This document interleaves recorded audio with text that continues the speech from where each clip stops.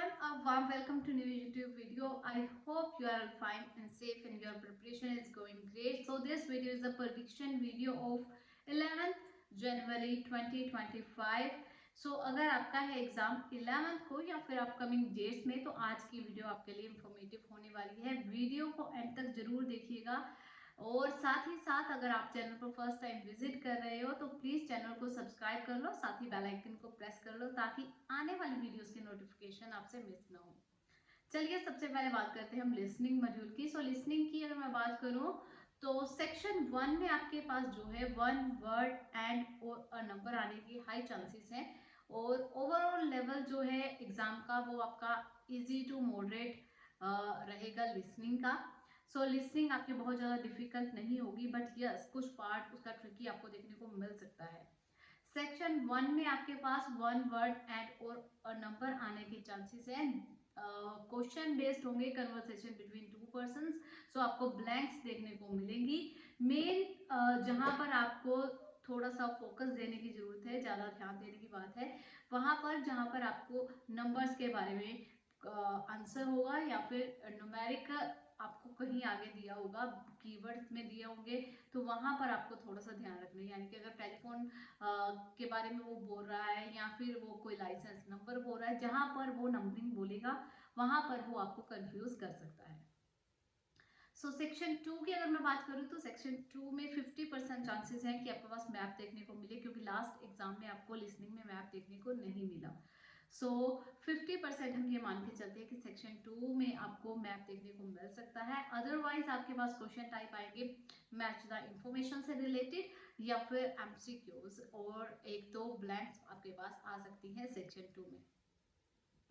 Section 3 की अगर मैं बात करूँ तो सेक्शन 3 आपके पास मॉडरेट रहने के चांसेस हैं एंड सेक्शन 3 में आपके पास 10 क्वेश्चन जो है वो आपके पास एमसीक्यूज के आने वाले हैं। एंड एमसीक्यूज आपको थोड़ी ऑप्शंस एंड उसकी स्टेटमेंट जो है आपको लेंथी एंड कंफ्यूजिंग देखने को मिलेंगी, जिसमें जो स्पीकर है वो सारी की सारी ऑप्शंस ही बोलते हैं एक बार में, बट आपको मेन जो कीवर्ड्स हैं उनको हाईलाइट कर कर ये फाइंड आउट करना होता है कि कौन सी ऑप्शन जो है वो करेक्ट है।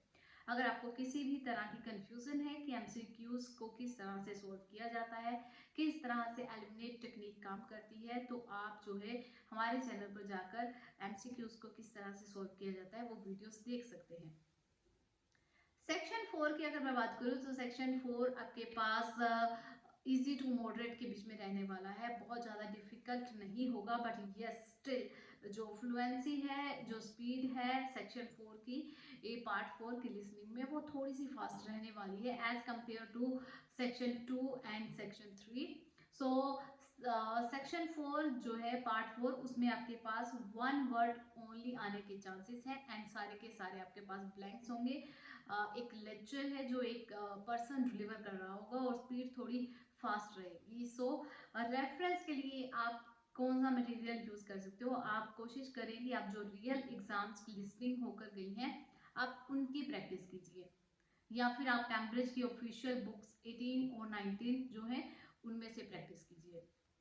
इसके अलावा अगर आपको मटेरियल फाइंड आउट करने में प्रॉब्लम आ रही है, कहीं से आपको बाय करने की ज़रूरत नहीं है, हमारी ऑफिशियल वेबसाइट पर आपको listening, reading, writing and in fact speaking का सारा मटेरियल जो है आपको फ्री ऑफ कॉस्ट मिल जाता है www.ilsfever.org पर आपको ये देखने को मिलेगा। सो रीडिंग की अगर मैं बात करूँ तो रीडिंग के क्वेश्चंस जो है पैसेज 1 में आपके पास ट्रू फॉल्स नॉट गिवन, सबसे पहले तो 6 to 7 या फिर 5 to 6 क्वेश्चन आपको देखने को मिल सकते हैं। इसके अलावा जो है आपको मिलेंगे ब्लैंक्स देखने को, 2 और 3 वर्ड्स वाले आने के हाई चांसेस हैं। ज़्यादातर चांसेस हैं कि आपके पास 3 वर्ड्स ओनली वाले तो जो है ब्लैंक्स देखने को मिले। और फॉर्म क्या रहेगी, क्वेश्चन फॉर्म रहेगी आपके पास सेंटेंस और समरी कंप्लीशन में से कोई एक पार्ट आ सकता है। एंड इसके बाद अगर मैं बात करूँ पैसेज 2 की, सो पैसेज 2 में आपके पास जो है हाई चांसेस कि आपके पास question match the information, MCQs and इसके अलावा आपके पास जो है 2 या 3 क्वेश्चन ट्रू फॉल्स के भी आ सकते हैं, या फिर आपके पास लिस्ट ऑफ हेडिंग भी आ सकता है। लिस्ट ऑफ हेडिंग अगर पैसेज 2 में नहीं आ रहा तो पैसेज 3 में आने के चांसेस हैं। सो पैसेज 2 एंड 3 में से एक पैसेज में आपके पास जो है लिस्ट ऑफ हेडिंग देखने को मिलेगा। और मैं आपको ये भी बता दूं कि पैसेज 2 या 3 में से एक पैसेज आपका जो है वो मॉडरेट टू डिफिकल्ट लेवल का आ सकता है। ओवरऑल लेवल अगर रीडिंग की बात करें तो मॉडरेट टू डिफिकल्ट रहने के चांसेस हैं। पैसेज 3 की अगर बात करें तो पैसेज 3 में yes no not given, list of heading, इसके साथ साथ समरी, कंप्लीशन या फिर ब्लैंक्स आपके पास आने के हाई चांसेस है। चलो अब बात कर लेते हैं हम राइटिंग की। सो राइटिंग की बात करें तो राइटिंग टास्क 1 हाई चांसेस की बार ग्राफ आएगा। बार ग्राफ 60 to 70% चांस है कि आपके पास बार ग्राफ देखने को मिलेगा। अगर बार ग्राफ नहीं आ रहा देन आपके पास टेबल या फिर डायग्राम में से कुछ आ सकता है। Diagram in the form of process diagram या फिर in the form of map. तो आपको बार ग्राफ, टेबल, ये तो हाई चांसेस है कि इनमें से कुछ आएगा। अदरवाइज आपको डायग्राम की भी प्रैक्टिस करनी है in the form of chart और मैप। चलिए अब बात करते हैं टास्क 2 की। सो टास्क 2 में आपके पास हाई चांसेस की आपके पास एग्री डिसएग्री, जो what extent do you agree और डिसएग्री ये टॉपिक, या फिर आपके पास discuss both view. High chances हैं कि इनमें से ही क्वेश्चन आपके पास आएंगे।